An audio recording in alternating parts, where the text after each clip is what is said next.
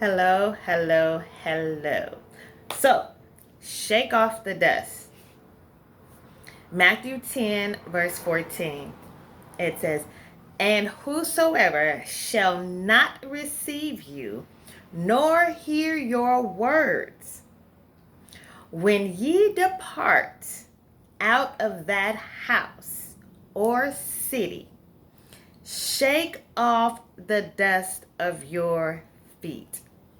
So Jew considered the dust of heathen lands defiling compared to that of the Holy Land. So to shake the dust off any place, off, to shake the dust of any place off their feet meant they recognized it as rejected by God. Shaking the dust from the feet was a practice of pious Jews during the New Testament time.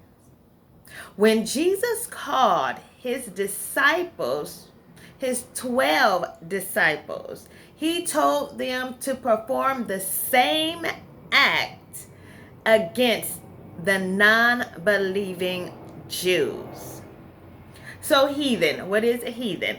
Heathen is a person who worship idols or is unacquainted with the true God, true and the living God. A rude person. So defiling is what? To make foul, dirty, or unclean. Pious. Pious is a dedicated person, religious, devout, devoted. Okay, so sometimes you run across organizations that have a structure in place. Structure is good, but the structure can be like an ABC, right? And because it's Jesus' prerogative to do so, he wants to add a 1, 2, 3 in between the A and the B. The question is, can he? When there is discernment issues, Jesus will not be able to come in and add anything. And that is a result of the amount of God's power to be released. Just as the space affects health of the turtle, God's power will be affected, limited, when discernment is not functioning like it should. So Genesis 12 verse 1. Now the Lord had said to Abram, get thee out of thy country and from thy kindred and from thy father's house unto a land that I will shew you. A rabbinical doctrine to shake off the dust of one's feet against another is to renounce all future communication with them. Shake the dust off one's feet to forsake someone, something, or some place, or as a means of seeking a new beginning.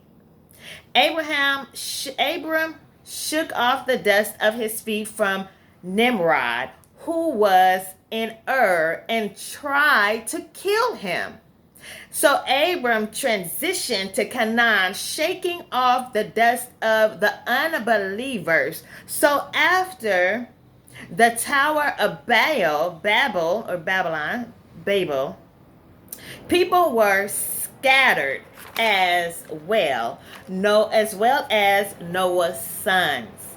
All the sons of Noah went and built themselves cities as they found fit places for them. And they called their cities after their fathers: Cush, Mitzrayim, Put, and Canaan. Now, Abram is in Canaan. So Canaan was the son of Ham, and Ham was the one who saw the nakedness of his father Noah in Genesis 9:22. And Ham, the father of Canaan, saw the nakedness of his father, and told his two brethren without. Genesis 9:24. And Noah awoke from his wine, and knew what his younger son had done unto him. Genesis 9:25. And he said, Cursed be Canaan. A servant of servants shall he be unto his brethren. Now, because of the curse that was on Canaan, it caused the land also to be cursed because of the sin they committed. Now, Abram is in this sinful town, which causes doors to be open to other sin. This is why it was in this land Sarai gave her maidservant Hagar to Abram, and Abram committed adultery. See, this is the thing about sensing in the spirit. It's being able to recognize what's going on in the atmosphere where you are. And sometimes when leaving a place, that's when you can recognize the difference in the atmosphere. So now, although the land was cursed, God sent Abram there to be a blessing,